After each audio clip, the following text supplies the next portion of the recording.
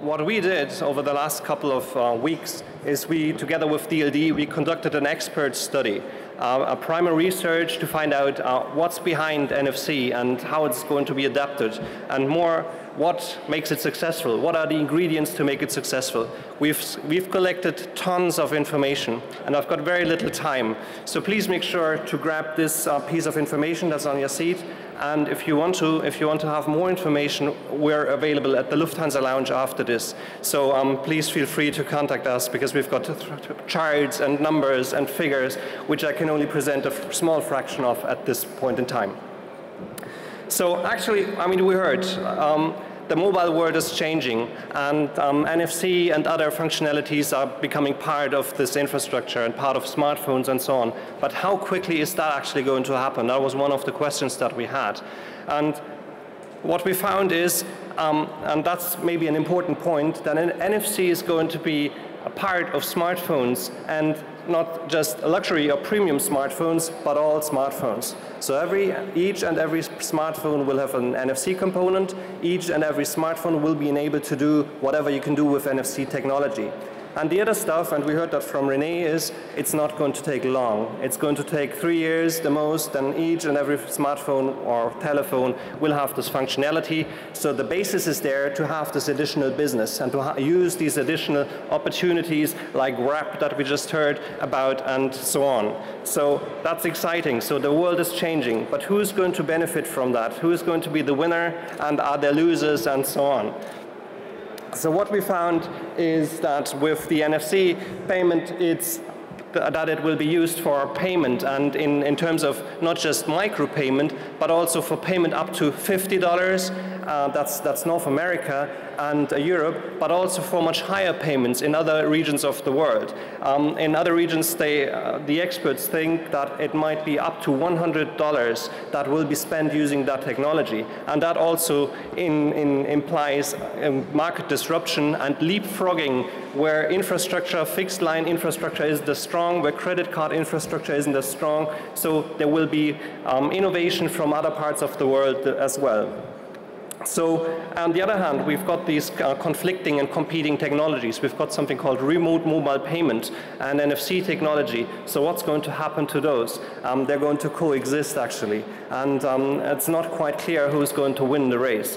And while that is the case at the moment, I personally believe that NFC will make the race, because NFC will add a lot of new functionality, a lot of new options, a lot of more integration into the value chain for consumers, for merchants, and for all the other participating parties. Going forward, the important point, and probably the most important point I want to make today, is that, of course, neither consumers nor merchants are willing to pay a premium on top of their transaction fees, on top of what the telcos collect from them. So they want to use that functionality, but they don't want to pay for it. So actually, who is going to pay for it? So that's the main question. It's going to open up a whole new ecosystem of possibilities, but who is going to pay? And that leads us to the conclusion, and it's quite obvious, that there probably will be new market entrants who have found a business model that will make it work, and who will subsidize these investments, and who will maybe replace other players that will make it happen. And by doing this, we can see that the hub for these new players is, of course, marketing and new marketing concepts. We just saw it with WRAP. That's one of them, these couponings, discounts, voucher systems, and of course the completely integrated technology, making use of all these different types of things that you can do, knowing where somebody is, knowing what kind of history somebody has, and knowing of what's maybe available close by. So this social local mobile promise is going to come finally true. Going forward, we can see that the applications, sorry, that was one, that the benefits are mostly, from a merchant side of view, a point of view, are mostly in the area of a direct customer relationship. So all the retailers we see is that we can, it's something wrong with the slide. I'm sorry, you can't read what's written there. the marvelous insights and the functionalities of PowerPoint. I'm sorry about that. What you can see is, you can see different bars and lengths of bars. What this actually wants to say is that the point is that the direct consumer and customer relationship is the most important point. That a store can interact directly with customers, that they can promote things, and they can actually gather analytics data about the consumer behavior and get better and offer other stuff. Going forwards, in light of the time, that it's obvious that from this direct marketing efforts, marketing budgets will shift, and they will shift away from these traditional ways of doing things. They will shift away from paper-based stuff. We will move away from marketing, and they will move to NFC. They will move to all these new possibilities that we have. So some of the additional traditional players are actually on the losing side.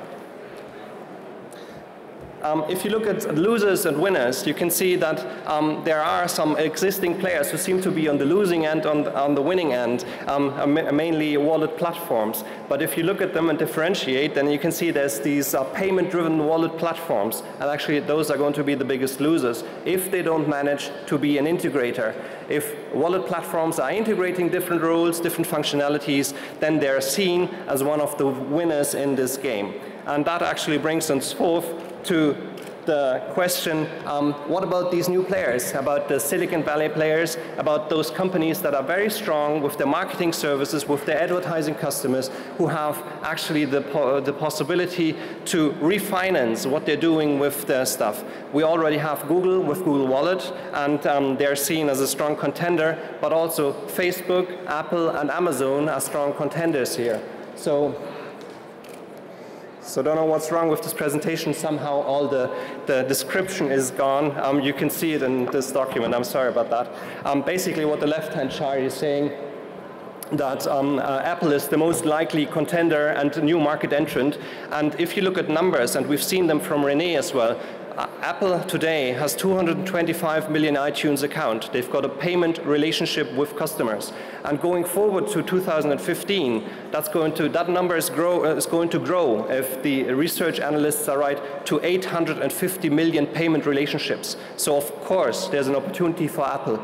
And so on. If you look at Amazon, 150 million customers worldwide, growing significantly. Kindle Fire expanding the ecosystem. So again, another contender who's very likely to enter the market and who's likely to have a very strong position. Facebook, it's not quite clear. Facebook, we see that where they're focusing on the open graph and so on. But again, then will Google dominate the market, and will Google roll it all up? It's not quite clear either. So the market is open and it's not clear yet. What's for sure is that the market is changing, that there's a whole bunch of new functionalities and possibilities if you're willing to open up and embrace the new possibilities. So thank you very much.